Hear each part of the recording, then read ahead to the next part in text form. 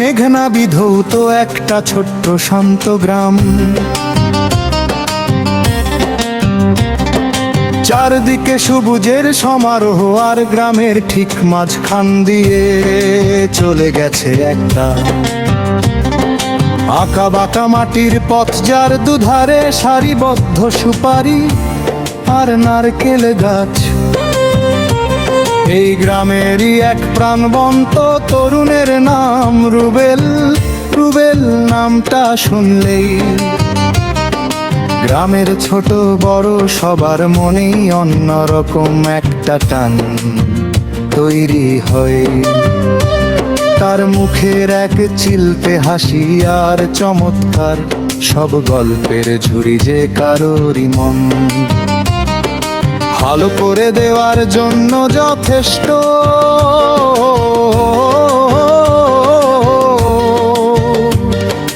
রুবেলের উপস্থিতিতে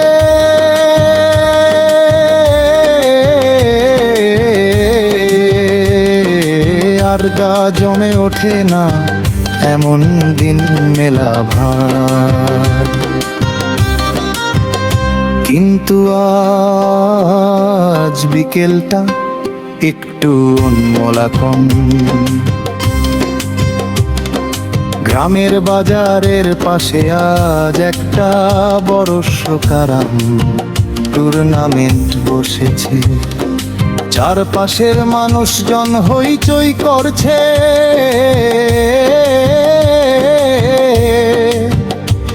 গুটিয়ার স্থইকারে খোটা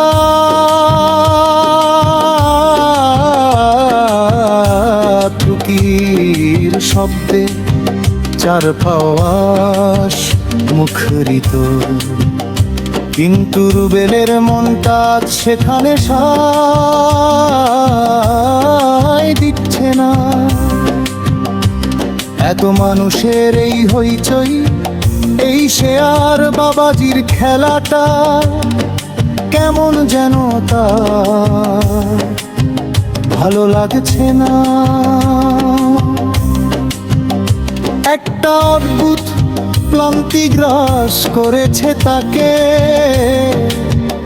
মনটা বলছে সব কিছু ছেড়ে একটু দূরে কোথাও চলে যাই একটু একাকী। রুবেল টুর্নামেন্টের ভিড় ঠেলে পা বাড়াল ভেতরের চেনা পথটার দিকে। হাঁটতে হাঁটতে সে চলে এলো গ্রামের শেষ মাথায়, যেখানে একটা বড় পুরনো পুকুর আছে। স্থানীয়রা একে বলে কাঠগুড়ির পুকুর।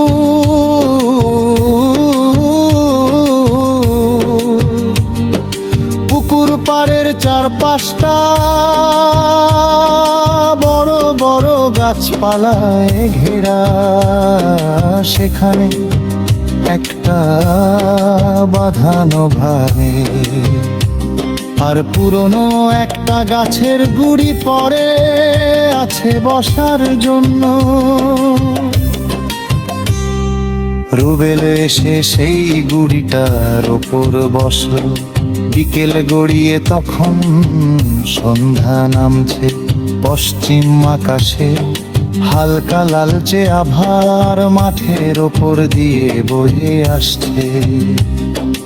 এক বুক জুড়ানো সবুজ হাওয়া, বাতাসে ধানের শীষ দোলা খাওয়ার মৃদু শব্দ, আর পাখির কিচির মিচির ছাড়া আর কোনো কোলাহল নেই। এই নির্জনতায় রুবেলের মনের ভেতরের মেঘটা আস্তে আস্তে কেটে যেতে লাগলো। সে বুক ভরে শ্বাস নিল। প্রকৃতির এই শান্ত রূপ যেন তার ক্লান্ত প্রাণটাকে এক নিমেষে সতেজ করে তুলল। কিরে রুবেল, টুর্নামেন্ট ফেলে একা একা বসে কি করছিস? হঠাৎ চেনা কণ্ঠস্বরে রুবেল পেছনে ফিরে তাকাই, দেখে তার ছোটবেলার বন্ধু আকাশ, আর সাথে আরো কয়েকজন চেনা অচেনা মুখ।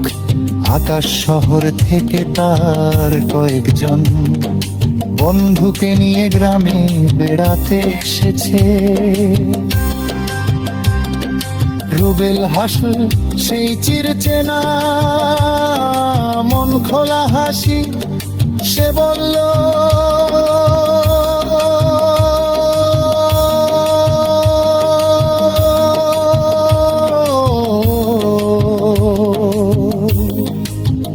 আয় আকাশ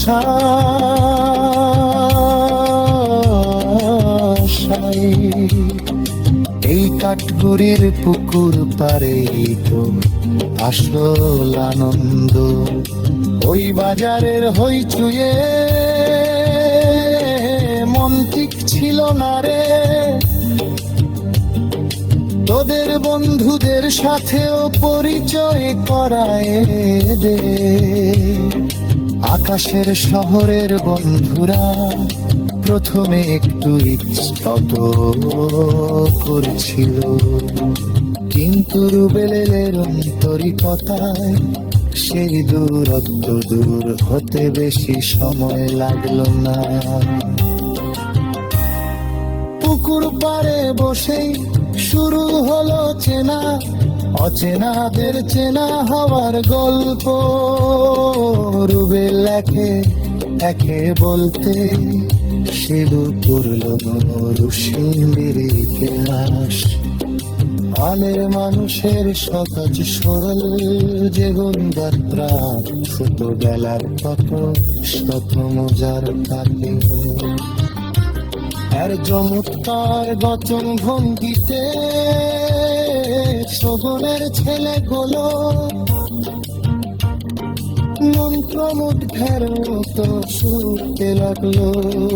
কান্ত কণ্ঠে পতাকা খেলি দেশ সংঘাতের রাত মেনে এলো।